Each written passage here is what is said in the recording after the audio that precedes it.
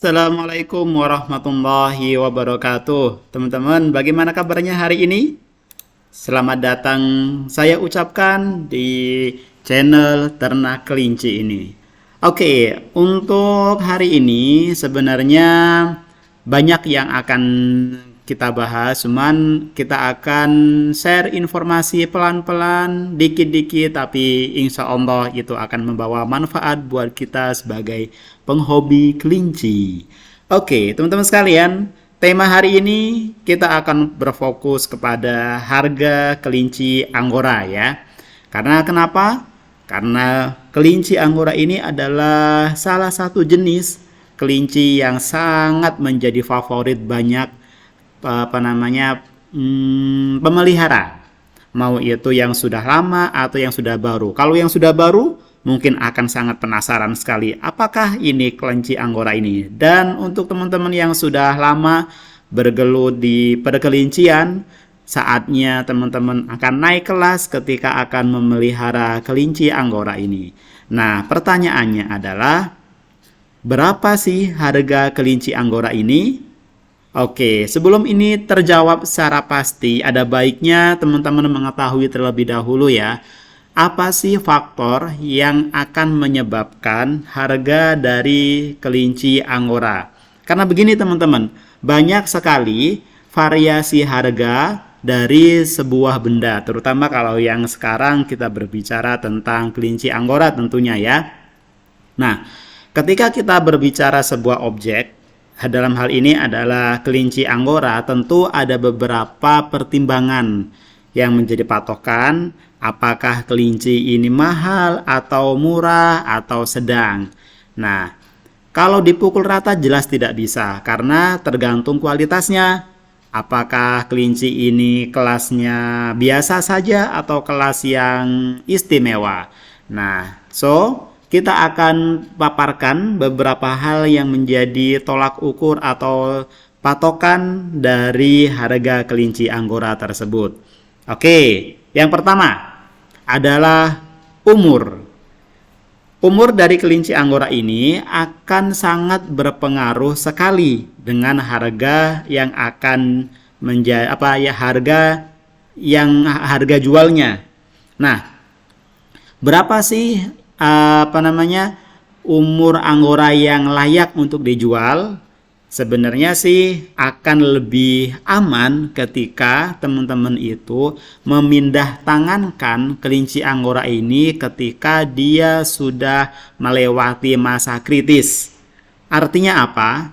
Ketika anakan kelinci Angora ini sudah mulai terbiasa makanan kelinci dewasa.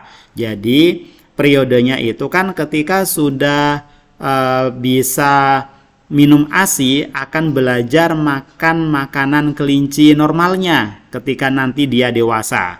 Nah, masa kritis ini harus dilewati teman-teman. Jangan sampai ketika teman-teman itu memindah tangankan anakan kelinci, dia masih belum lepas sapi. Ini sangat tidak dianjurkan. Pertama, karena ini akan menzalimi kelincinya. Waktunya dia masih minum ASI, ternyata dibawa. Nah, ini kan kasihan nanti ya, dia kekurangan gizi bisa jadi, atau nanti akan berefek pada daya tahan tubuhnya. Maka yang paling aman itu adalah ketika dia sudah lepas sapi dan sudah bisa makanan kelinci pada umumnya. Berapa umurnya? Variatif. Ada yang pokoknya kalau sudah masuk misal usia 5 bulan, si peternak ada baiknya teman-teman itu menanyakan ke peternaknya gitu kan, apakah sudah lepas sapi atau belum. Biasanya peternak ini akan memisahkan teman-teman, memisahkan antara kelinci yang sudah lepas sapi dengan yang belum. Nah, kalau sudah lepas sapi aman buat teman-teman bawa. Oke, itu ya patokan harganya. Kemudian yang kedua itu adalah dari kemurnian rasnya. Jadi kelinci yang dipelihara oleh para peternak ini seharusnya terjaga rasnya, teman-teman. Kenapa harus terjaga? Karena ini menentukan kualitasnya. Jangan sampai nanti satu jenis kelinci, misal contohnya yang kita bahas sekarang itu adalah kelinci Angora. Jangan sampai dia itu kawin nyebrang dengan ras lain. Contoh, kelinci Angora kawin dengan kelinci Rex. Loh, emang bisa? Bisa. Emang jadi anaknya? Jadi. Cuman kita sebagai penjaga rasnya, penjaga rasnya. Nah, itu kalau kelinci ini kawin dengan ras yang berbeda, itu akan merusak genetiknya atau galurnya, teman-teman. Jadi, kalau misal ada kelinci yang kawin nyebrang rasnya, itu kategorinya dia ini turun kasta. Turun kasta. Yalah gitulah. Jadi turun kasta karena dia nggak jelas apakah Rex atau Angora gitu kan, mau diambil bulunya atau ambil dagingnya, nggak jelas. Makanya kita sebagai pemelihara itu memperhatikan kemurnian rasnya. Kalau untuk belajar is okay, nggak masalah. Mau beli ras kelinci apapun nggak masalah. Tapi kalau kita sudah mulai mencintai, kemudian mulai mengembangkan, ada baiknya kita membeli kelinci yang jelas galurnya. Kalau perlu ada sertifikatnya, karena ini menyangkut nasabnya. Nasab dari kelinci. Jadi harus terjaga, nggak boleh kalau misal dia campur. Nah, ini sudah jatuh harga diri dan martabat kelinci tadi.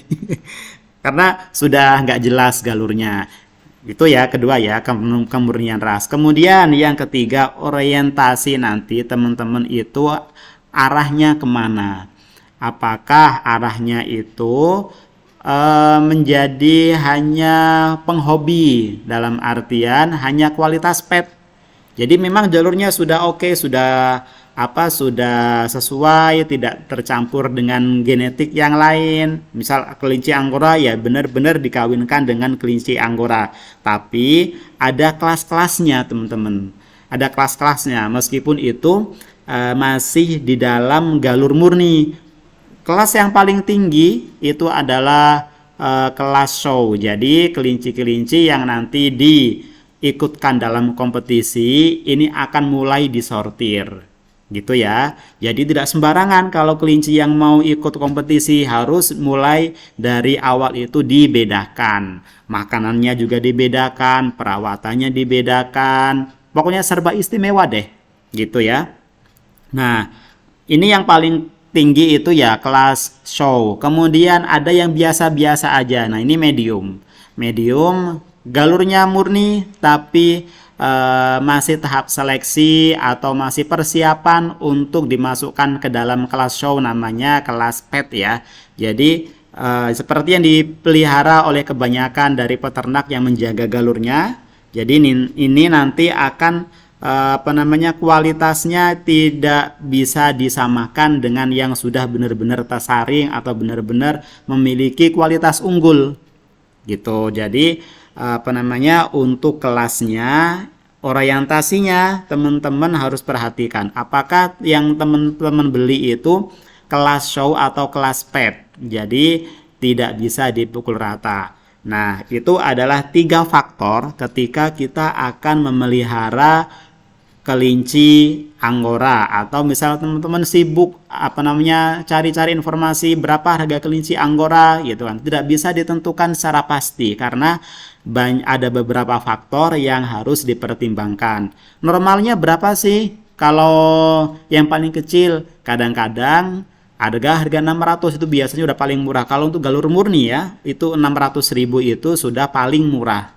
Tapi apakah kalau misal menjual di harga pasaran boleh enggak? Ya sebenarnya sih tergantung keikhlasan penjualnya ya. Apakah rela kelinci galur murni itu dijual dengan harga 600.000? Nah, kalau saya sih pikir-pikir gitu kan.